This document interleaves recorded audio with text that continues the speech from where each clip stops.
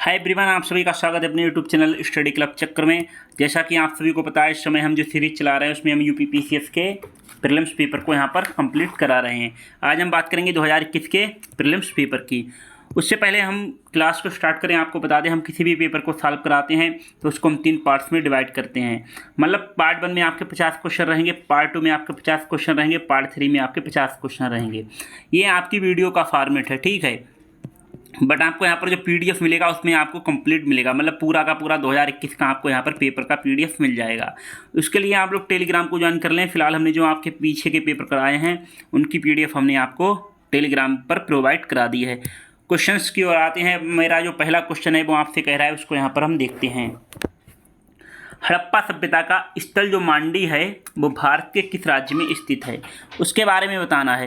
पहला ऑप्शन आपका दिया गया है गुजरात, दूसरा ऑप्शन दिया है हरियाणा, तीसरा ऑप्शन दिया है राजस्थान और चौथा ऑप्शन दिया है आपका उत्तर प्रदेश। सातवां जो मांडी है वो आपका उत्तर प्रदेश में स्थित है, ठीक है। तो राइट आंसर जो आएगा वो आपका डी होगा। और ये मुजफ्फरनगर से लगभग 15 किलोमीटर दूर दक्षिण में स्थित है। यहाँ से क्या क्या प्राप्त हुआ है वो भी हमें पता होना चाहिए।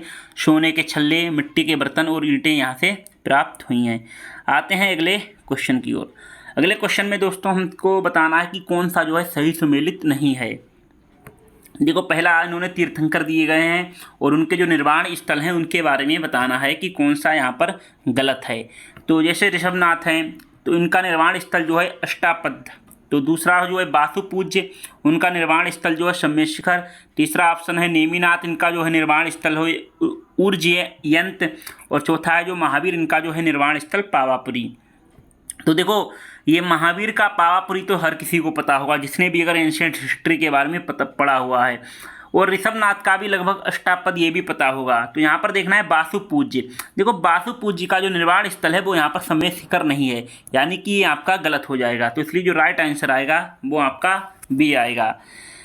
क्लियर। तो वासु पूज्य का जो निर्वाण स्थल है वो यहाँ पर सम्य शिखर ना होकर चंपापुरी होगा। क्लियर, ये आपको यहाँ पर पता होना चाहिए। आते हैं अगले क्वेश्चन की। और अगले क्वेश्चन में क्या पूछा है उसको हम यहाँ पर बताएंगे। देखो दोस्तों, यहाँ पर हमसे पूछा है सातवाहन शासकों के बारे में। उनके बारे में बताना है कि कौन सा जो कथन है वो यहाँ पर सत्य है। सातवाहन जो है नरेश जो थे प्राकृत भाषा के पोषक थे। फिर बताया है इन्होंने इस काल में जो है कला के लोक पक्ष को यहाँ पर अधिक प्रोत्साहन मिला। तो देखो, ये बात सही है कि जो सातवाहन जो यहाँ पर राजा थे वो लोग यहाँ पर प्राकृतिक भाषा के जो हैं पोषक थे। और दूसरी बात, इन्होंने जो लोक पक्ष है इनको यहाँ पर अधिक प्रोत्साहन भी दिया है अपने काल में। तो इसलिए जो राइट आंसर आएगा वो यहाँ पर बी हो जाएगा। क्लियर। तो यहाँ पर आप देख सकते हैं कि इन्होंने जो है कला और संस्कृति में जो है इन्होंने लोक पक्ष को भी यहाँ पर प्रोत्साहित किया था। तो राइट आंसर जो आएगा आपका बी आएगा। अगले क्वेश्चन में दोस्तों हमसे पूछा कि कौन सा जो है सही सुमेलित नहीं है। यहाँ पर साथियों हमें बताना है कि जो शासक हैं और राज्यों के नाम दिए गए हैं, मतलब कौन सा शासक जो है किस राज्य से संबंधित नहीं है, क्योंकि हमसे पूछा है सुमेलित नहीं है तो हमें यहाँ पर गलत बताना है। क्लियर। जैसे राणा हमीर के बारे में बताया है तो राणा हमीर जो है मेवाड़ से संबंधित थे। राणा चुंडा जो है वो यहाँ पर मारवाड़ से संबंधित थे। मलिक रजा फारूकी ये भी खान देश से संबंधित थे। लेकिन दोस्तों यहाँ पर जो मलिक सरवर ख्वाजा जहाँ हैं ये मालवा से संबंधित नहीं थे, बल्कि ये जो संबंधित थे वो आपके जौनपुर से संबंधित थे। तो इसलिए जो राइट आंसर आएगा वो आपका डी आएगा, क्योंकि हमसे पूछा ही गया है कौन सा सही सुमेलित नहीं है। क्लियर। तो यहाँ पर आप देख सकते हैं। आते हैं अगले क्वेश्चन की ओर। यहाँ पर हमें बताना है कि जो सही बताना है कि कौन सा जो है सही यहाँ पर हमें चयन करना है, सुमेलित करना है। जैसे कि अगर आप लोग मेरी जो पीछे की क्लासेस कर रहे होंगे तो इस वाले जो सुमेलित करने वाले क्वेश्चन हैं इनको हमने सॉल्व करने का तरीका लगभग हर वीडियो में बताया है। फिलहाल अगर आप पहली बार हैं तो आप भी यहाँ पर सीखिएगा किस तरह को क्वेश्चन को किस तरह से सॉल्व करते हैं। फॉर एग्जाम्पल के लिए यहाँ पर ग्रंथों के नाम दिए गए, बहुत ध्यान से समझिएगा। और दूसरी तरफ हमारे जो है रचयिता के नाम दिए गए, मतलब किस ग्रंथ के रचयिता हैं, कौन हैं, उनमें हमें सुमेलित करना है। मान लो हमें इसमें से सिर्फ रागमाला के बारे में पता है कि रागमाला के जो लेखक हैं वो यहाँ पर पुंडरीक विट्ठल भाई साहब हैं, इतना पता है। बाकी हमें इन तीनों के बारे में नहीं पता है। क्लियर। तो देखो यहाँ पर मतलब कि जो पहला जो है मतलब रागमाला को जो लिखा है वो पुंडरीक विट्ठल ने लिखा है। तो पहले का तीसरा हम देखेंगे किस किस ऑप्शन में है। और जिस जिस ऑप्शन में नहीं होगा उसको हम यहाँ पर बाहर कर देंगे। तो पहले का तीसरा हम देखते हैं, तो ए ऑप्शन में हमारा है। पहले का तीसरा बी ऑप्शन में नहीं है, इसलिए हम बी ऑप्शन को यहाँ पर बाहर करेंगे। पहले का तीसरा हमारा सी ऑप्शन में भी नहीं, इसलिए हम इसको भी बाहर कर देंगे। और पहले का तीसरा हमारा डी ऑप्शन में भी नहीं, इसलिए हम डी ऑप्शन को भी यहाँ पर बाहर कर देंगे। समझ में आ गया? यानी कि जो मेरा राइट आंसर है वो बिना ही कुछ किए हमारा जो है एक ही बार में निकल आया है। ठीक है, देखो इन क्वेश्चन को सॉल्व करने का सबसे बढ़िया तरीका है, इनमें आप देखिएगा कि कौन से जो है दो ऑप्शन आपको कन्फर्म पता है कि यहाँ पर जो है दो आपके 100% सही हैं, तब यहाँ पर आपका जो क्वेश्चन सही हो जाएगा। अब जैसे मान लो कोई अदर पर्सन है, तो उसने कहा कि मान लो हमें राग माला के जो है रचयिता कौन है नहीं पता है, मुझे जो पता है राग कौमुदी के जो है रचयिता पता है। कोई बात नहीं है, अब आप राग जो कौमुदी के रचयिता कौन है मान लो पता है, उन्होंने कहा हमें सोमनाथ इसके जो लेखक हैं, यानी कि हमें बी के बारे में पता है कि जो राग रस कौमुदी है उसके लेखक जो हैं सोमनाथ, यानी कि बी का चौथा। तो बी का चौथा आप देख लो, तो बी का चौथा आपका इसमें दिया गया है, तो इसको हम होल्ड करेंगे। बी का चौथा इसमें नहीं है, तो इसलिए हम इसको बाहर कर देंगे। बी का चौथा इसमें भी नहीं, तो इसलिए हम इसको भी बाहर कर देंगे। और बी का चौथा आपका इसमें भी नहीं, तो इसलिए हम इसको भी यहाँ पर बाहर कर देंगे। यानी कि मेरा जो है 3 ऑप्शन आपके ऑटोमेटिक कट चुके हैं, तो राइट आंसर जो है आपका ए आ जाएगा। क्लियर? अब मान लो किसी व्यक्ति को पता है कि भाई हमें राग विभोध के बारे में पता है, हमें इनके बारे में भी नहीं पता है, इनके बारे में भी नहीं पता है और इनके बारे में भी नहीं पता है, हमें पता है राग विभोध के बारे में। तो राग विभोध के दोस्तों यहाँ पर देखो, हाँ बी का चौथा ना, ये यहाँ श्रीकंठ। तो राग विभोध के बारे में हम आपको बताएं, राग विभोध के जो लेखक हैं सोमनाथ हैं, यानी कि सी का पहला। तो देखो सी का पहला यहाँ पर 2 ऑप्शन आपके निकल के आ रहे हैं, यानी कि ये 2 ऑप्शन जो हैं आपके बाहर हो चुके हैं। ठीक है, तो अगर आपको एक पता है तो यहाँ पर 50% चांस है आपके क्वेश्चन सही होने की। अगर आपको 2 ऑप्शन पता है तो यहाँ पर आपका क्वेश्चन जो है 100% सही लगभग हो जाता है। क्लियर?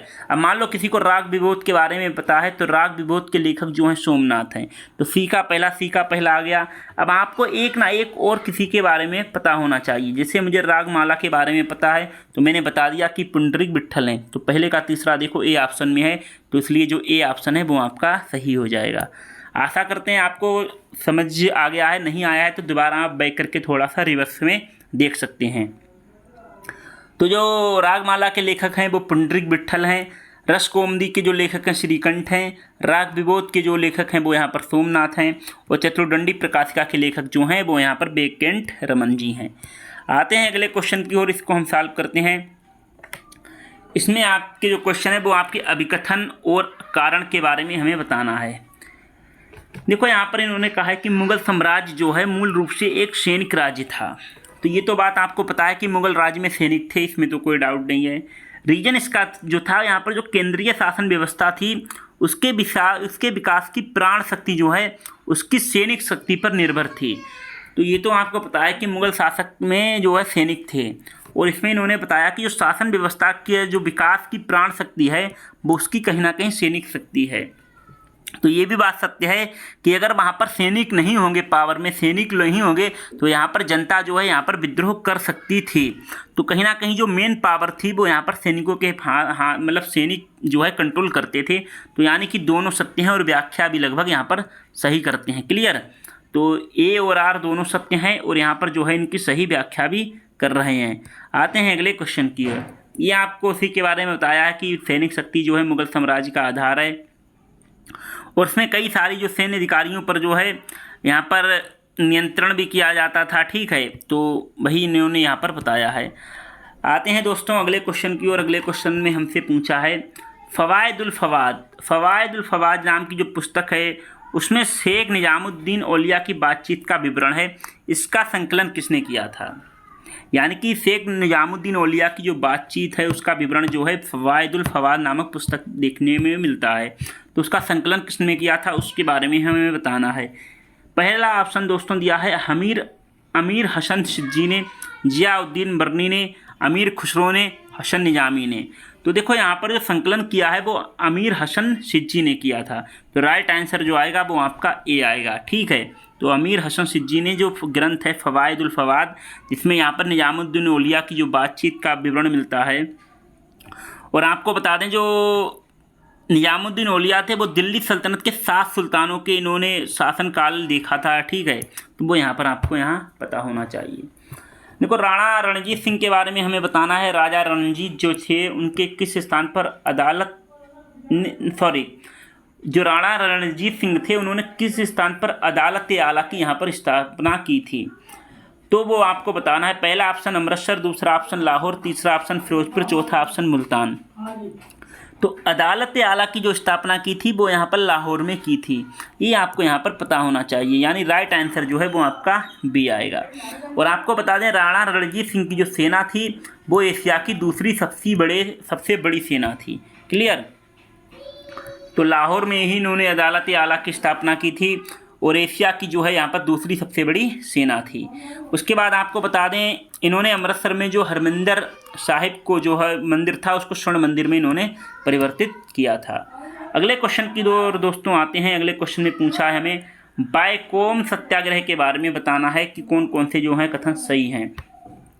देखो बायकोम सत्याग्रह आपका केरल में चलाया गया था और ये आंदोलन चलाया गया था। यहाँ पर देखते हैं ऑप्शन में क्या पूछा है। यह अस्पृश्यता और जातिगत भेदभाव के विरुद्ध एक सत्याग्रह था। तो ये बात सही है, ये जो आंदोलन चलाया गया या सत्याग्रह किया गया था ये आपका केरल में चलाया गया था और ये चलाया गया था छुआछूत और जो जातिगत भेदभाव है उसको मिटाने के लिए किया गया। महात्मा गांधी जी ने इस सत्याग्रह में भाग लिया था। तो देखो यहाँ पर बात सही है कि गांधी जी ने भी यहाँ पर भाग लिया था, तो यानी कि राइट आंसर आएगा वो आपका सी होगा। तो केरल में जो है टी.के. माधवन और के केलप्पन और के.पी. केशव मेनन के द्वारा यहाँ पर चलाया गया था और गांधी जी ने यहाँ पर समर्थन भी किया था। फिर आते हैं अगले क्वेश्चन की ओर। अगले क्वेश्चन में हमसे पूछा है किसने कभी भी INC यानी कि इंडियन नेशनल कांग्रेस, भारतीय राष्ट्रीय कांग्रेस की जो अधिवेशन की जो है अध्यक्षता कभी भी यहाँ पर नहीं की, तो उनके बारे में हमें बताना है।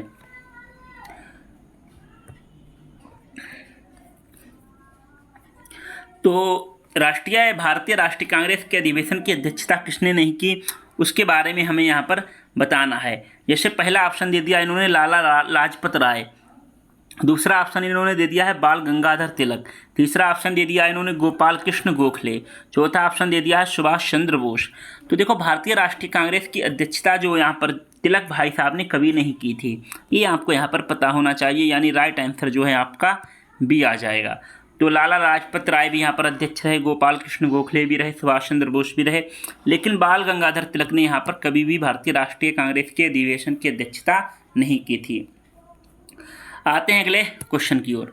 अगले क्वेश्चन में यहाँ पर पूछा है कि जो 1926 ईस्वी में यहाँ पर जो नौजवान सभा जो है जिसको प्रारंभ किया था तो उसका प्रारंभिक सदस्य कौन नहीं था। देखो नौजवान सभा जो यहाँ पर जिसका गठन किया गया, यहाँ पर इसका गठन का उद्देश्य था यहाँ पर छात्रों को संगठित किया जा सके। ठीक है, तो छात्रों को संगठित करने के लिए ही यहाँ पर नौजवान सभा का यहाँ पर जो है स्थापना की गई। तो उसमें जो है प्रारंभिक सदस्य कौन नहीं था उसके बारे में हमें बताना है। पहला ऑप्शन दिया है भगत सिंह, यशपाल, छबीलदास, अंबिका चक्रवर्ती। तो देखो यहाँ पर जो प्रारंभिक सदस्य नहीं थे वो यहाँ पर अंबिका चक्रवर्ती नहीं थी, इसलिए राइट आंसर आपका डी हो जाएगा। तो नौजवान सभा का जो इसकी स्थापना हुई थी वो 1926 में हुई थी और इसमें नौजवानों और विद्यार्थियों को यहाँ पर संगठित करने के लिए ही यहाँ पर जो है इसकी स्थापना की गई। इसमें भगत सिंह बाकी ये सब आप देख लें, लेकिन अंबिका चक्रवर्ती जो है इससे संबंधित नहीं थी। अगले क्वेश्चन की ओर आते हैं दोस्तों। अगले क्वेश्चन में हमसे पूछा है एशियाटिक सोसाइटी ऑफ बंगाल का जो है संस्थापक कौन था। पहला option Jonathan Duncan, sir William Jones, Warren Hastings, William Bentinck. तो एशियाटिक सोसाइटी ऑफ बंगाल के जो संस्थापक नहीं थे वो यहाँ पर संस्थापक थे वो यहाँ पर सर विलियम जोन्स थे। ठीक है, तो इसकी जो स्थापना की गई, मतलब जो एशियाटिक सोसाइटी ऑफ बंगाल है इसकी स्थापना की गई कि जो भारतीय ग्रंथ है इनको सबको ट्रांसलेट करना है हमें अंग्रेजी में, तो उसी के लिए यहाँ पर इसकी स्थापना की गई थी। तो यहाँ पर आप देख सकते हैं इसकी स्थापना जो है 15 जनवरी 1784 को हुई थी। डेट याद ना रहे लेकिन यहाँ पर ईयर तो आपको याद होना चाहिए। किसने की थी? सर विलियम जोन्स ने। उस समय गवर्नर जनरल जो थे वो यहाँ पर वारेन हेस्टिंग्स थे, ये भी आपसे पूछ लेता है। उद्देश्य था जो यहाँ पर जो ग्रंथ हैं भारतीय उनको यहाँ पर अंग्रेजी भाषा में ट्रांसलेट करना था। फिर आते हैं अगले क्वेश्चन की ओर।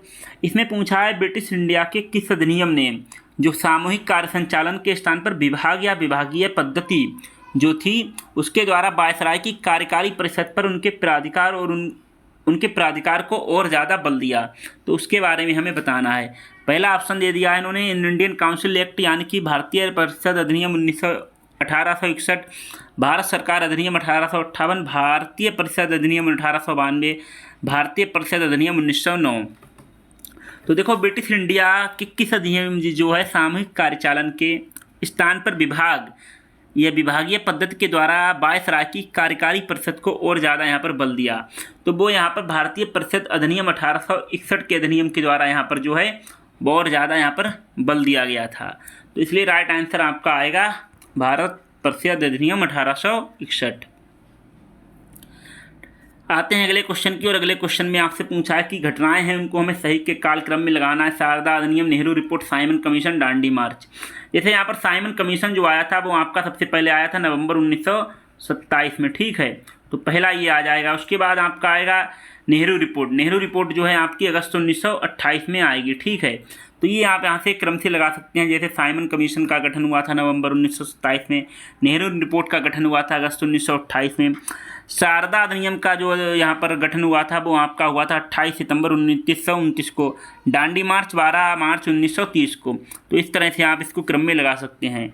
फिर आ रहा है अगला question, poverty and un-British rule in India जो पुस्तक है वो किस वर्ष प्रकाशित हुई थी। बहुत ही ज़्यादा इंपॉर्टेंट है, पूछ भी लेता है लगभग, तो आपको पता होना चाहिए। जो पुस्तक है ये 1901 में प्रकाशित हुई थी, और ये लिखी जो पुस्तक गई थी वो यहाँ पर दादा भाई नेहरू जी के द्वारा यहाँ पर लिखी गई थी। इनको देखो grand old man of India के नाम से भी जानते हैं, इनको उपाधि दी गई थी।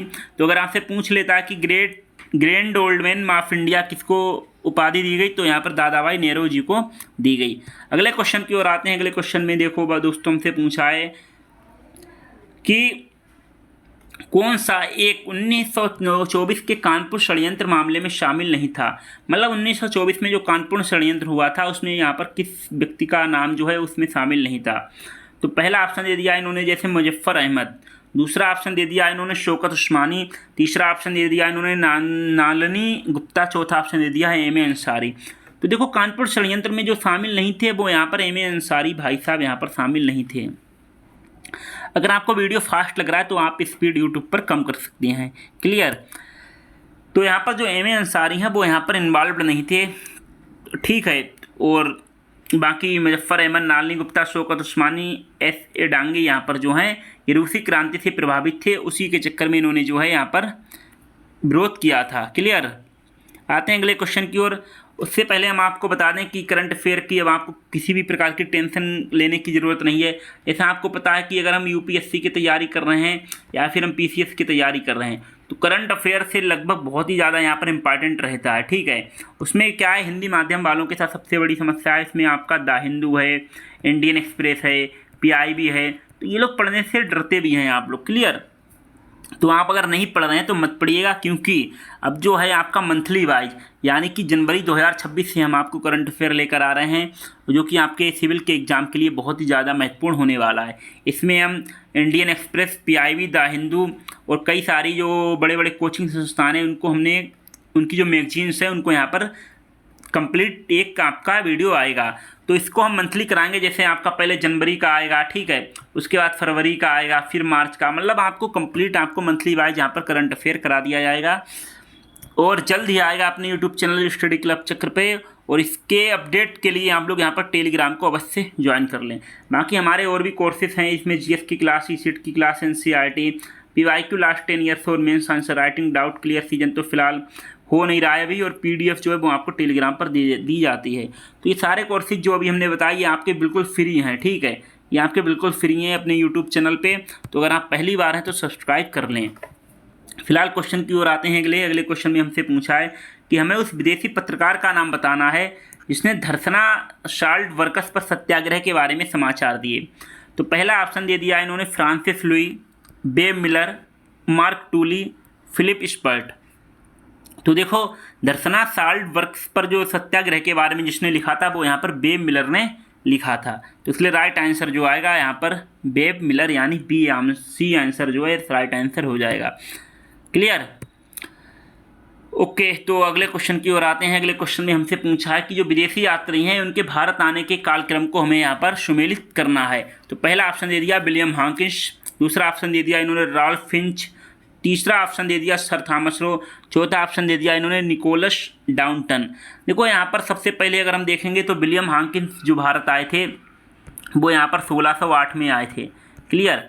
और अगर राल्फ फिंच की बात करेंगे तो राल्फ फिंच जो आए हैं वो आपके आए थे 1583 ईस्वी में, क्लियर है, वो आपके आए थे 1583 में। और सर थॉमस रो की बात करेंगे तो सर थॉमस रो आपके आए थे 1614 ईस्वी में। और निकोलस डाउंटन की बात करेंगे तो निकोलस डाउंटन आए थे आपके 1613 ईस्वी में। अब क्रम से लगाएंगे तो सबसे पहले यानी कि राल्फ फिंच आए थे 1583 में, यानी कि दूसरा आएगा। दूसरे के बाद अगर हम देखेंगे तो आए थे आपके 1608 में हॉकिंस, पहला आएगा, ठीक है। हॉकिंस के बाद जो आए थे यहाँ पर 1613 में डाउंटन, ठीक है, तो चौथा आएगा। फिर उसके बाद अगर हम देखेंगे 1614 ईस्वी में सर थॉमस रो आए थे, यानी कि तीसरा।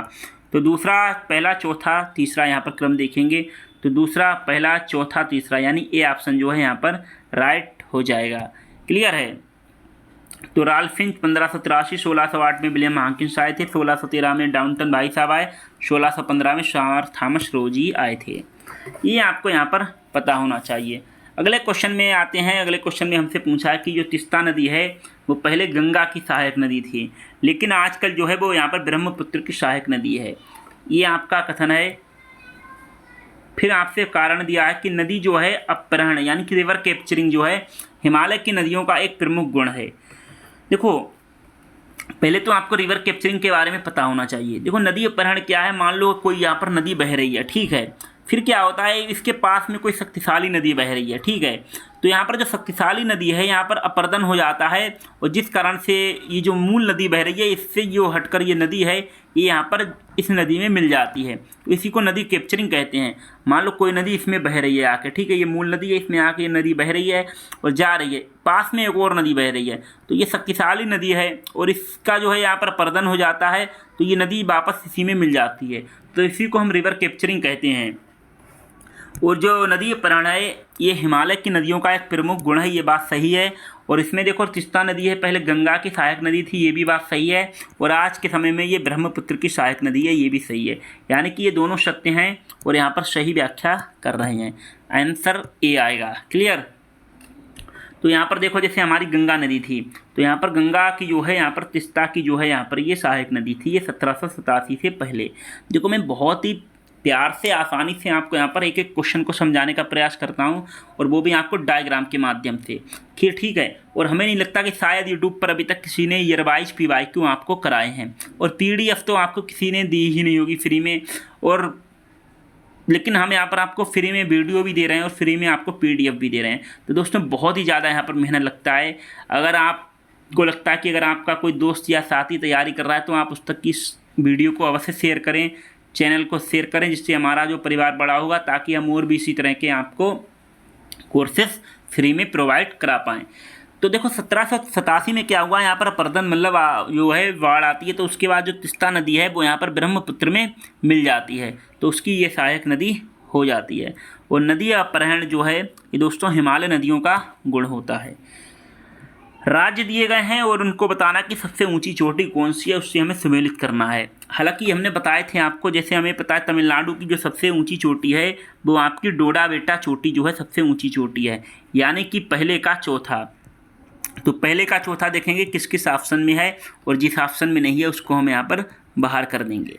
तो पहले का चौथा इसमें नहीं है इसलिए इसको हम बाहर कर देंगे, पहले का चौथा इसमें नहीं है इसलिए इसको भी बाहर कर देंगे, पहले का चौथा इसमें है तो इसलिए उसको होल्ड करेंगे, और पहले का चौथा इसमें भी है इसलिए इसको होल्ड करेंगे। यानी कि जब दो ऑप्शन आपके कट गए तो यानी कि 50% जो है क्वेश्चन मेरे सही होने की संभावनाएं जो हैं यहाँ पर बढ़ जाती हैं।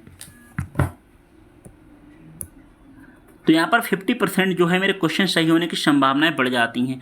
अब जैसे आपको अगर इनमें से और दूसरा भी कोई पता है तो उसको मैच कर लेते हैं। मान लो हमें पता है कि आपका जो है राजस्थान में जो है सबसे ऊंची चोटी है वो आपकी गुरु शिखर चोटी है, यानी कि बी का जो है तीसरा। तो अब देखते हैं बी का तीसरा किस किस ऑप्शन में है, और जिसमें नहीं है उसको हम यहाँ पर बाहर करेंगे। तो अब इन्हीं दो में से हमें देखना है, तो बी का तीसरा इसमें नहीं है इसलिए इसको हम बाहर कर देंगे, तो यानी कि हमारे पास एक ही ऑप्शन बचा है, ये आपका सही हो जाएगा। क्लियर है। अब जैसे आते हैं अगले क्वेश्चन की ओर। तो राजस्थान की सबसे ऊँची चोटी गुरु शिखर है, और जो मध्य प्रदेश की सबसे ऊंची चोटी है जो आपकी धूपगढ़ है, तमिलनाडु की डोडाबेट्टा है और नागालैंड की आपकी सारामती है। आते हैं अगले क्वेश्चन की ओर। अगले क्वेश्चन में दोस्तों हमसे पूछा कि भारतवर्ष में खारे पानी की सबसे बड़ी झील कौन सी है। देखो यहाँ पर ऑप्शन चिल्का दिया है, शामर दिया है, लोनार दिया है, बूलर दिया है। देखो वैसे तो भारत में सब खारे पानी की सबसे बड़ी झील है वो यहाँ पर चिल्का झील है, लेकिन अगर एनसीईआरटी की ओर देखेंगे तो एनसीईआरटी के हिसाब से जो है सबसे बड़ी झील यहाँ पर सांबर झील है। बट आप लोग यहाँ पर चिल्का उत्तर लगा के आए, ठीक है, ये ऑप्शन आपका सही होगा। फिर आपसे पूछा कि भारत के पूर्वी तट पर जो है सबसे बड़ी लेगून झील कौन सी है। फिर इन्होंने पुलिकट दिया है, चिल्का दिया है, कोलेरू दिया है, किली बेली दिया है। तो सबसे बड़ी जो लेगून झील है वो आपकी चिल्का झील आएगी, यानी कि जो राइट आंसर आएगा वो आपका बी हो जाएगा। ठीक है, तो चिल्का झील है वो आपकी सबसे बड़ी लेगून झील है और ओडिशा तट पर ये स्थित है। फिर आपको बता दें सांबर झील की बात करेंगे तो एनसीईआरटी के हिसाब से जो है सबसे बड़ी झील है आपकी सांबर झील है, लेकिन यहाँ पर आयोग ने जो उत्तर माना है वो चिल्का को, तो इसलिए हम लोग यहाँ पर चिल्का लगा के आए। फिर अगले क्वेश्चन में दोस्तों आपसे पूछा है कि कौन सी एक नदी जो है भारतीय गंगा नदी बेसिन का हिस्सा नहीं है। तो हमसे नहीं पूछा है, उसके बारे में बताना है। पहला ऑप्शन दिया है इन्होंने पुनपुन नदी, अजय नदी, जलांगी नदी, जोंक नदी।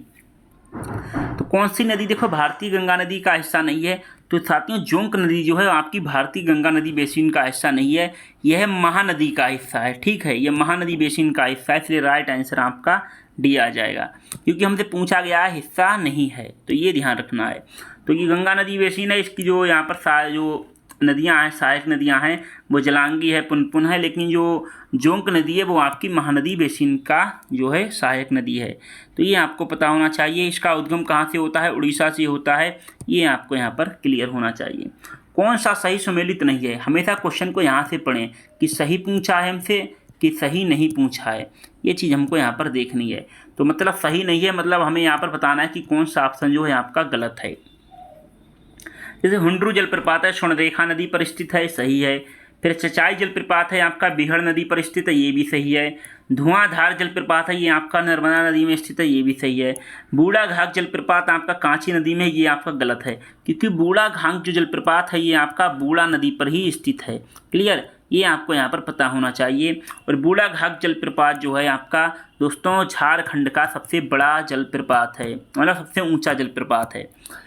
तो बूढ़ा घाघ जो है यहाँ पर बूढ़ा नदी पर स्थित है और ये झारखंड का सबसे ऊंचा जल प्रपात है। आते हैं अगले क्वेश्चन की ओर। कौन सा कारण जो है भारत के उत्तर पश्चिम भाग, मतलब ये आपका अगर इंडिया है तो उत्तर मतलब उत्तर की बात कर रही है, पश्चिम मतलब इसकी बात कर रहा है, इस क्षेत्र की यहाँ पर बात कर रहा है। तो उत्तर पश्चिम के बारे में पूछा है कि शीत ऋतु में जो वर्षा होती है उसके लिए उत्तरदायी क्या है। मतलब सीधी सी बात है, ये आपका भारत का मैप है, तो ये उत्तर पश्चिम के बारे में पूछ रहा है कि यहाँ पर ठंड के मौसम में जो बारिश होती है उसका रीजन क्या है, तो उसके बारे में हमें यहाँ पर बताना है।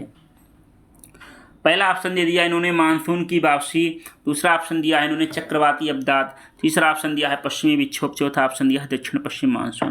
देखो शीत ऋतु में जो वर्षा होती है उसके लिए जो यहाँ पर है पश्चिमी विक्षोभ जिम्मेदार है, इसी की वजह से यहाँ पर वर्षा होती है। इसका रीजन क्या है, जो भूमध्य सागर है, तो भूमध्य सागर से जो हवाएं चलती हैं वो यहाँ पर आती हैं हमारे उत्तर पश्चिम भाग में। क्लियर है, तो भूमध्य सागर से जो हवाएं पश्चिम से पूरब की ओर चलती हैं और इनमें जो नमी आती है वो यहाँ पर कैस्पियन सागर और फारस की साड़ी की वजह से यहाँ पर नमी आती है और प्रभाव इसका हमें देखने को मिलता है पंजाब, हरियाणा, दिल्ली और पश्चिमी उत्तर प्रदेश में। ये देखो गेहूं के लिए बहुत ही ज़्यादा लाभदायक होती है शीत ऋतु में जब ये वर्षा होती है। आते हैं अगले क्वेश्चन की ओर दोस्तों। यहाँ पर सूची 1 सूची 2 को यहाँ पर सम्मिलित करना है और सही उत्तर बताना है।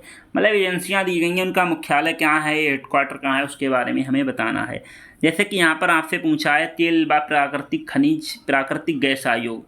तो देखो ये सम्मिलित वाले क्वेश्चन को तरीके हम आपको कई बार बताए हैं, फिर बता देता हूँ। तेल व प्राकृतिक गैस आयोग, जैसे मुझे पता है इसका जो हेडक्वार्टर है वो आपका दिल्ली में है, यानी कि पहले का चौथा। तो यानी कि अब हम ऑप्शन में देखेंगे पहले का चौथा किन किन ऑप्शन में दिया गया है। जिनमें दिया गया है उनको हम होल्ड कर देंगे, जिनमें नहीं दिया गया है उनको हम बाहर कर देंगे। तो पहले का चौथा इसमें दिया है, इसको हम होल्ड करेंगे। पहले का पहला है इसलिए इसको बाहर कर देंगे। पहले का चौथा इसमें भी दिया गया है, इसको हम होल्ड करेंगे। और पहले का चौथा इसमें नहीं है इसलिए इसको हम बाहर करेंगे। अब जैसे कि यहाँ पर खनिज, यानी कि मेरे 2 ऑप्शन बाहर हो गए, यानी कि 50% जो है आपके क्वेश्चन सही होने की संभावना बढ़ जाती है अगर आपको एक ऑप्शन पता है, और अगर 2 आपको करेक्ट पता है तो आपको यहाँ पर 4 ऑप्शन को देखने की भी ज़रूरत नहीं है, क्वेश्चन सही हो जाएगा। फॉर एग्जाम्पल के लिए हम बात कर लेते हैं आपकी, जैसे राष्ट्रीय खनिज विकास निगम है। अब राष्ट्रीय खनिज विकास निगम है, क्लियर है, तो इसके बारे में हमें पता है इसका जो हेड क्वार्टर है वो यहाँ पर हैदराबाद में है।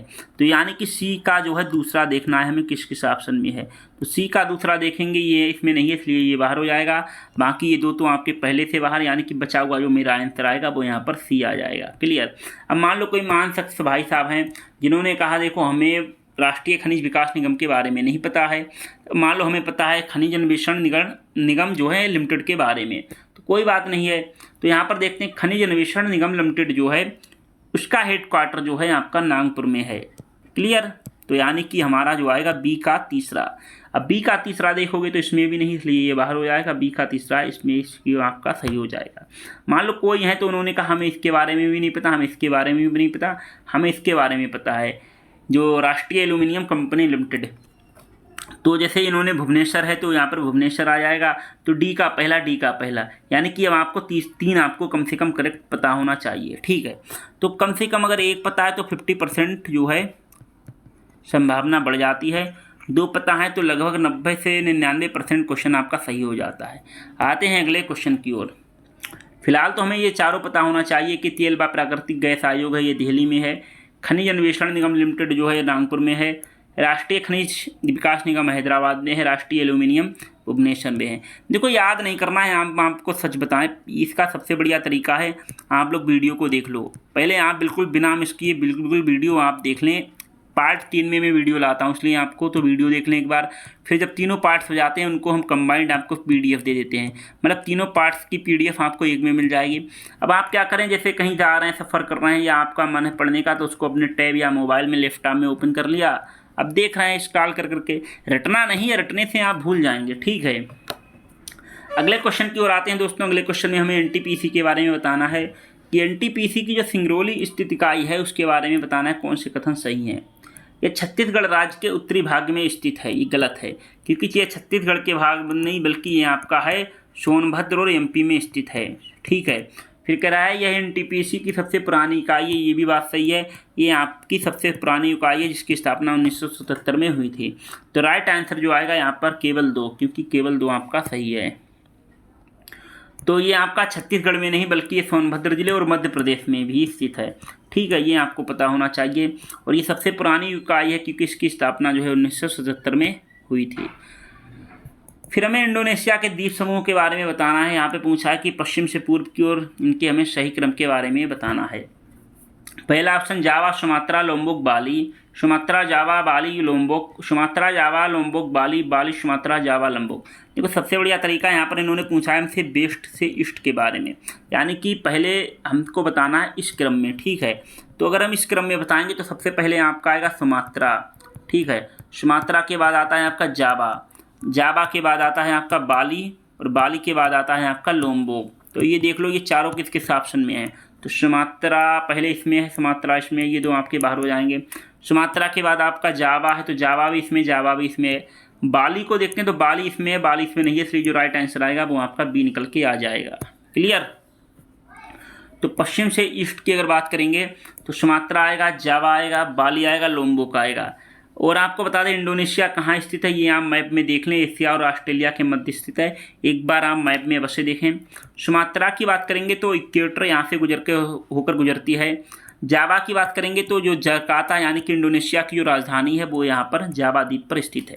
क्वेश्चन ये भी पूछ लेगा, मान लो अगले ईयर नेक्स्ट ईयर पूछ लिया कि इंडोनेशिया की राजधानी जकार्ता है वो किस द्वीप पर स्थित है, तो जावा पर।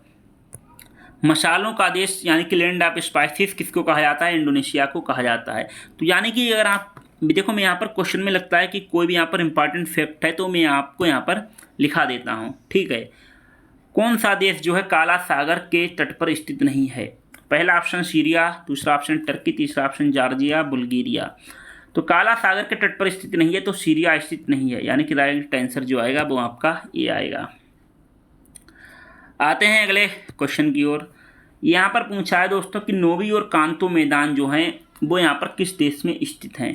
तो नोबी और कांतो मैदान के बारे में हमें बताना है। पहला ऑप्शन दे दिया इन्होंने नॉर्थ कोरिया, दूसरा ऑप्शन दे दिया इन्होंने साउथ कोरिया, तीसरा ऑप्शन दे दिया जापान, चौथा ऑप्शन चाइना। तो देखो नोबिया और कांतो मैदान है ये आपके जापान में स्थित है, इसलिए जो राइट आंसर आएगा वो आपका सी आएगा। ठीक है, देखो जापान का जो सबसे बड़ा नगर है नगोया वो इसी मैदान में स्थित है, नोबिया प्लेन में। ठीक है, और ये चावल और सब्जियों के लिए काफ़ी प्रसिद्ध है। अगर हम बात करेंगे कांतो मैदान की तो ये सबसे सघन जनसंख्या वाला यहाँ पर क्षेत्र है, और जो राजधानी टोक्यो है वो यहाँ पर इसी के मैदान के मध्य में स्थित है। ज्वालामुखी पर्वत दिए गए हैं, देश बताने हैं कि कौन सा ज्वालामुखी पर्वत जो है किस देश में स्थित है। पहला ऑप्शन माउंट रेनर के बारे में बताना है, तो माउंट रेनर आपका यूएसए में स्थित है, यानी कि पहले का चौथा। इस तरह से सॉल्व करो तो पहले का चौथा इसमें है, पहले का चौथा इसमें है, पहले का चौथा इसमें है, और पहले का चौथा इसमें नहीं, यानी कि मेरे एक ऑप्शन यहाँ पर बाहर हुआ है। फिर आते हैं माउंट एटना के बारे में पूछा है, तो माउंट एटना आपका इटली में स्थित है, यानी कि बी का पहला। तो बी का पहला हम देखेंगे तो बी का पहला इसमें नहीं है, ये बाहर, इसमें नहीं, ये बाहर हो जाएगा। बी का पहला इसमें है, ये आपका होल्ड करेंगे, बी का पहला इसमें नहीं, इसलिए ये आपका राइट आंसर हो जाएगा। फिलहाल ये तो हमने आंसर निकालने का आपको तरीका बताया, पता हमें चारों के बारे में होना चाहिए। माउंट पेरिकुटिन, माउंट पेरिकुटिन जो है वो आपका मेक्सिको में स्थित है। माउंट टेपो ये आपका फिलीपींस में स्थित है। ये आपको यहाँ पर एक एक पता होना चाहिए। माउंट रेनर के बारे में यूएसए में है, माउंट एटना इटली में है, पेरिकुटिन मेक्सिको में है, माउंट टेपो फिलीपींस में स्थित है। सोकोत्रा द्वीप के बारे में पता होना चाहिए, बड़ी ज्योग्राफी पता है तो आप बता देंगे, कोई इसमें दिक्कत नहीं है। यह ओमान का द्वीप है जो अरब सागर में स्थित है। पहली बात भाई ये ओमान का नहीं है, ये यमन का द्वीप है। ठीक है, तो पहला ऑप्शन गलत हो जाएगा। फिर कह रहा है इसे 2008 में यूनेस्को के द्वारा विश्व प्राकृतिक विरासत स्थल के रूप में नामित किया गया था, तो ये आपका सही है, यानी कि पहला गलत है, दूसरा सही, तो आएगा केवल 2, राइट आंसर आएगा बी। ठीक है, तो सोकोत्रा जो है ये ओमान का नहीं बल्कि यमन का द्वीप है, और ये अरब के अदन की खाड़ी के पास स्थित है। देखो यहाँ पर वर्तमान में यूनेस्को में जो है भारत के 40 जो स्थल हैं वो यहाँ पर शामिल हैं। अब तो बढ़ गए हैं शायद, अगर करंट अफेयर के हिसाब से देखेंगे। दोस्तों यहाँ पर अपडेट कर लें आप लोग, जो वर्तमान में जो है यूनेस्को की विश्व विरासत सूची में भारत के 40 नहीं बल्कि 45 जो है स्थल आपके शामिल हैं। जो 45वां है वो आपका सारनाथ का प्राचीन जो है बौद्ध स्थल शामिल किया गया है। ये 2026 में अभी की न्यूज़ है करंट की। ठीक है, आप लोग करंट अफेयर पढ़ेंगे ना तो उसमें हम सारा अपडेट करा देंगे, चिंता ना करें। फिलहाल अभी के लिए यहाँ पर पता होना चाहिए। 44वें की बात करेंगे तो यहाँ पर मराठा सैन्य परिदृश्य महाराष्ट्र में है, और तीसरा जो 43वां है वो आपका असम का शामिल किया गया था। ठीक है, तो फिलहाल वर्तमान में जो किया गया है वो यहाँ पर सारनाथ का बौद्ध स्थल शामिल किया गया है। तो वर्तमान में यहाँ पर 45 जो हैं हमारे विश्व विरासत सूची में स्थल शामिल हैं। आते हैं अगले क्वेश्चन की ओर। अगले क्वेश्चन में हमसे पूछा है दोस्तों कि कौन सा द्वीप जो है कैरेबियन सागर में अवस्थित नहीं है। पहला ऑप्शन ग्रेनाडा, मॉन्टसेराट, मंडीरा, एंगुएला। तो कैरेबियन सागर में स्थित नहीं है, तो मंडीरा यहाँ पर स्थित नहीं है, ये आंसर यहाँ का आपका सही। तो राइट आंसर मंडीरा आएगा। ये कैरेबियन सागर में जो है ये आपका ग्रेनाडा, मॉन्टसेराट, एंगोला स्थित है। भाई अगर मंडीरा की बात करेंगे तो ये उत्तरी अटलांटिक महासागर में स्थित है। आते हैं अगले क्वेश्चन की ओर। मेकांग नदी के बारे में पूछा गया है, उसके बारे में बताना है कौन सा कथन सही है। मेकांग का जो उद्गम है वो तिब्बत के पठार से है, मतलब इसका जो उद्गम होता है मेकांग नदी का वो यहाँ पर तिब्बत के पठार से होता है, तो सही है। मेकांग का डेल्टा जो है यहाँ पर आपका दक्षिण कंबोडिया में स्थित है, ये गलत है। देखो मेकांग का जो डेल्टा जो है आपका ये दक्षिणी चीन सागर में स्थित है, ठीक है, ना कि कंबोडिया में। तो यानी कि राइट आंसर क्या आएगा, केवल 1। ये वर्ल्ड ज्योग्राफी के क्वेश्चन है, ठीक है, तो इसलिए आपको थोड़ा सा फैक्ट को याद रखना है। तो उद्गम जो तिब्बत के पठार से होता है, और इसकी बात करेंगे डेल्टा की तो ये दक्षिणी चीन सागर में यहाँ पर गिरती है, ना कि कंबोडिया में। सही सुमेलित नहीं है। देखो हमेशा क्वेश्चन पढ़ो, यहाँ पर पूछता है कभी कभी सही सुमेलित, बहुत लोग यहाँ पर क्वेश्चंस को गलत कर देते हैं, सही सुमेलित नहीं है पूछता है, मतलब यहाँ पर हमें जो चयन करना रहता है वो यहाँ पर गलत का चयन करना पड़ेगा। तो कुछ स्थानीय पवनों के नाम दिए गए हैं, उनके स्थान आपको बताने हैं। जैसे लेवेस है, तो लेवेस पवन आपकी स्पेन में पाई जाती है, सही है। विक्र फिल्डर जो है वो आपके ऑस्ट्रेलिया में है, ये भी सही है। ब्लैक रोलर के बारे में पूछा है, क्या उत्तरी अमेरिका में पाई जाती है, ये भी सही है। सामल की बात करेंगे तो सामल जो है आपकी ऑस्ट्रेलिया में नहीं पाई जाती है, बल्कि ये है आपकी सऊदी अरब यानी यूएई और इराक और ईरान में ये पवनें पाई जाती हैं। तो गलत पूछा है, तो राइट आंसर हमारा जो है वो यहाँ पर डी आ जाएगा। क्लियर। तो लेवेश पब ने स्पेन में, ब्रिकफिल्डर जो है ऑस्ट्रेलिया में, ब्लैक रोलर जो है आपका उत्तरी अमेरिका में, और शामल की बात करेंगे तो ये इराक, ईरान और अरब में पाई जाती हैं। क्लियर। आते हैं अगले क्वेश्चन की ओर। और जो शामल है इसके बारे में पता होना चाहिए। शामल पवन जो है फारस की खाड़ी और मरुस्थलीय क्षेत्रों में बहने वाली ये पवनें हैं। आते हैं अगले क्वेश्चन की ओर। अगले क्वेश्चन में हमसे पूछा है कि एक अनवनीकृत यानी कि नॉन रिन्यूएबल ऊर्जा का स्रोत क्या है। देखो नॉन रिन्यूएबल जो आपकी ऊर्जा का स्रोत है वो आपका पेट्रोलियम है, मतलब सौर ऊर्जा, बायोगैस। देखो ये क्या है, ये इनको बोलते हैं रिन्यूएबल जो है, यानी कि नवीनकरणीय ऊर्जा बोलते हैं, यानी कि जो हमारी कभी ख़त्म नहीं होंगी। और जो अनवनीकृत है मतलब जिनको हम दोबारा से प्राप्त करना बहुत ही मुश्किल हो जाएगा, ठीक है, अगर एक बार इनकी समाप्ति हो जाती है। तो वे संसाधन जो कभी ख़त्म नहीं होते हैं वो उनको हम नवीकरणीय ऊर्जा कहते हैं, जैसे सौर ऊर्जा, वायु ऊर्जा, बायोगैस। तो अगर एक बार समाप्त हो जाते हैं और उनको दोबारा नहीं प्राप्त किया जा सकता है, उनको हम कहते हैं अनवीकरणीय ऊर्जा, पेट्रोलियम, कोयला, प्राकृतिक गैस। आते हैं अगले क्वेश्चन की ओर। कौन सा एक कोको देश का प्रमुख उत्पादक देश नहीं है।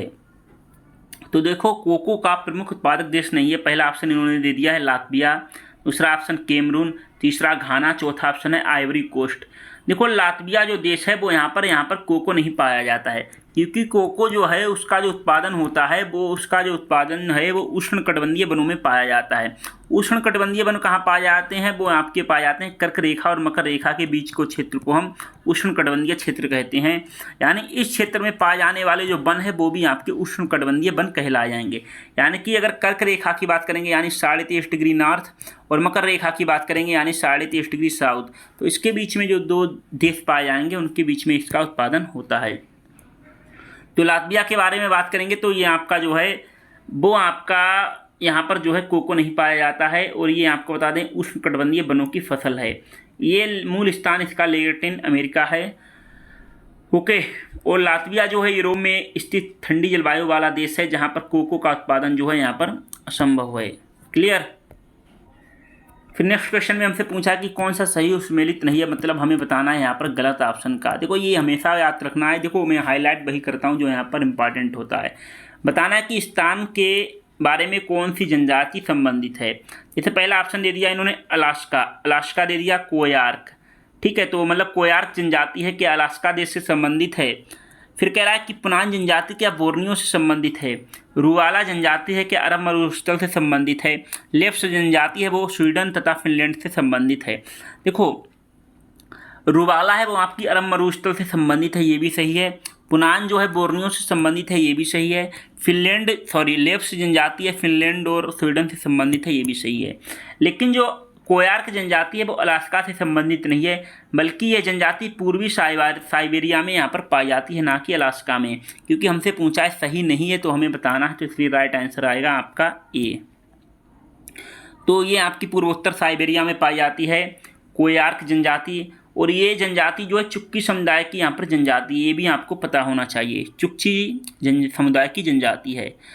फिर कह रहे हैं मेरे क्वेश्चंस की भाई अनुमानों के अनुसार हमें भारत में कौन सा सर्वाधिक जनसंख्या वाला राज्य है, उसके बारे में हमें बताना है। तो सबसे अधिक जनसंख्या कहाँ है, तो ये तो सोचना ही नहीं है, उत्तर प्रदेश में है, तो इसमें तो क्या ही दिमाग लगाना है, तो डी आपको आ जाएगा। फिर उसके बाद पता हो, जैसे उत्तर प्रदेश के बाद स्थान आता है महाराष्ट्र का, उसके बाद बिहार का, फिर पश्चिम बंगाल, फिर आंध्र प्रदेश का। देखो यहाँ पर अब मेरी जो जनगणना, अगर नई जनगणना आएगी तो उसको भी हम देखते रहें। फिलहाल अभी तो फिलहाल आई नहीं है तो इसको हम कवर करेंगे। कह रहा कि प्रथम नगर निगम आपका कहाँ पर स्थापित किया गया वो बताना है। कलकत्ता, बॉम्बे, मद्रास, दिल्ली। तो यहाँ पर पहला जो नगर निगम है या प्रथम नगर निगम है वो आपका मद्रास में स्थापित किया गया, तो राइट आंसर आएगा निकल के बी आएगा। क्लियर। आते हैं अगले क्वेश्चन की ओर। देखो यहाँ पर डेट याद कर लें 29 सितंबर 1688। कभी कभी डेट भी पूछ लेता है पीसीएस में। तो मद्रास की प्रथम नगर की स्थापना जो हुई है वो 29 सितंबर 1688 को हुई थी। फिर यहाँ पर हमको नगरीकरणीय वक्र में त्वरित अवस्था कहा जाता है। प्रथम अवस्था, द्वितीय अवस्था, तृतीय अवस्था, चतुर्थ अवस्था। जो त्वरित अवस्था होती है वो आपकी दोस्तों आपकी सेकंड स्टेज होती है, उसको हम कहते हैं, यानी कि राइट आंसर बी आएगा। इसमें क्या होता है ना, इसमें आपके देखो पूंजी की वृद्धि होती है, परिवहन विकास होता है। इसमें क्या है, शहरी जनसंख्या में लगातार यहाँ पर वृद्धि होती है। तो प्रथम अवस्था में तो धीमी वृद्धि होती है, लेकिन द्वितीय अवस्था में देखते हैं तो ग्राफ यहाँ पर बूस्ट कर जाता है, ठीक है, इस तरह से। तो इसलिए आपकी द्वितीय अवस्था में होती है, तृतीय अवस्था में यहाँ पर स्थिरता आ जाती है, मतलब मेंटेन रहती हैं चीज़ें। आते हैं अगले क्वेश्चन को, जन्म दर के बारे में पूछा है। तो जन्म दर के बारे में बताना कि कौन से कथन सही हैं। ये देखो, ये क्वेश्चन कॉमन सेंस वाले क्वेश्चन हैं, इनमें आपको दिमाग नहीं लगाना है। जैसे इन्होंने बता दिया कि नगरीकरण जो है जन्म दर को यहाँ पर कम करने में सहायक है, तो यानी कि ये कह रहा है कि भाई जो नगर हैं वहाँ पर जो जन्म दर है वो आपको कम देखने को मिलेगा। तो इसका रीज़न क्या है कि नगरों में देखो काफ़ी ज़्यादा महंगाई देखने को मिलती है, स्कूल की शिक्षा जो है उसकी फ़ीस भी यहाँ पर महंगी देखने को मिलती है। तो इसके चलते क्या होती है, फैमिली लोग अपनी बड़ी ज़्यादा नहीं रखते हैं, मतलब बहुत ही छोटी फैमिली आपको शहरों में देखने को मिलेगी, तो इसलिए ये आपका सही है। फिर कह रहा है ऊंची साक्षरता दर का निम्न जन्म दर से सीधा संबंध है, यानी कह रहा है कि जो ज़्यादा पढ़े लिखे लोग होते हैं उनका यहाँ जो जन्म दर है वो बहुत ही कम देखने को मिलेगा। ये भी बात सही है, क्योंकि पढ़े लोग जो हैं वो आपके पढ़े लिखे लोग ज़्यादा बच्चे आपके नहीं रखते, उनका परिवार बहुत ही छोटा होता है, तो दोनों आपके सही हैं, यानी कि 1 और 2 दोनों क्लियर।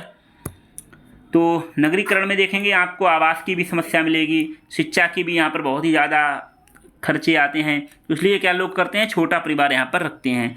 और यहाँ पर जो पढ़े हुए लोग होते हैं वो यहाँ पर कहीं ना कहीं जो धार्मिक अवरोध है उनको यहाँ पर नहीं मानते हैं, और वो फैमिली को यहाँ पर बहुत ही छोटा रखते हैं ताकि चीज़ें दिक्कत ना हो, तो इसलिए यहाँ पर जन्म दर में कमी रहती है। अगले क्वेश्चन को आपको सॉल्व करना है, उसमें बताया है कि 2011 की जनगणना के अनुसार किस राज्य का जनसंख्या घनत्व सबसे कम है। देखो जनसंख्या घनत्व क्या है कि 1 किलोमीटर में कितने लोग रहते हैं उसी को हम जनसंख्या घनत्व कहते हैं। तो 1 वर्ग किलोमीटर में रहने वाले लोगों की संख्या जो सबसे कम किस राज्य में है, पहला हिमाचल प्रदेश, अरुणाचल प्रदेश, पश्चिम बंगाल, मिजोरम। तो देखो सबसे ज़्यादा अगर सबसे कम जनसंख्या घनत्व है वो आपका अरुणाचल प्रदेश का है, यानी कि जो बी है इसका राइट आंसर आएगा। तो यहाँ पर बिहार में सबसे अधिक जनसंख्या घनत्व है, यहाँ पर 1 वर्ग किलोमीटर में 1106 व्यक्ति रहते हैं। अरुणाचल प्रदेश में न्यूनतम मतलब 17 व्यक्ति रहते हैं वर्ग किलोमीटर में। सबसे टॉप राज्य की बात करेंगे जिसकी सबसे कम जनसंख्या है घनत्व है, अरुणाचल प्रदेश में 17 है, उसके बाद मिजोरम, सिक्किम, नागालैंड, हिमाचल प्रदेश। बाकी हमारी आज की क्लास यहाँ पर समाप्त होती है दोस्तों। अगर आपको वीडियो पसंद आए तो आप लोग लाइक करें, और पहली बार हैं तो यहाँ पर सब्सक्राइब कर सकते हैं, और आपका अगर कोई फ्रेंड्स है जो तैयारी कर रहा है तो आप शेयर कर सकते हैं। शेयर करने से क्या होगा, जब आप शेयर करेंगे वीडियो को तो हमारे जो है सब्सक्राइब से यहाँ पर आपका परिवार बड़ा होगा। तो सब्सक्राइब करेंगे तो फैमिली बड़ी होगी, तो उसमें क्या है हम आपको और भी यहाँ पर फ्री में आपको और भी चीज़ें लाने को आपको यहाँ पर देखने को मिलेंगी, जिसका आपसे कोई भी चार्ज नहीं लिया जाएगा। फिलहाल हम कोशिश करते हैं बहुत ही जल्दी आपको करंट अफेयर आपको करा दें, इसमें हम मंथली वाइज कराएंगे, और एक थोड़ा सोच रहे हैं एनसीईआरटी भी करा दें। बहुत छोटे छोटे शब्द हैं जो समझ में लोगों को नहीं आते हैं, तो विचार फिलहाल कर रहा हूँ। अगर आपका सपोर्ट बना रहा तो हम जल्द से ही एनसीईआरटी को भी यहाँ पर कवर कराएंगे। मिलते हैं नेक्स्ट वीडियो में, बने रहिएगा। बाय बाय, टेक केयर, जय हिंद।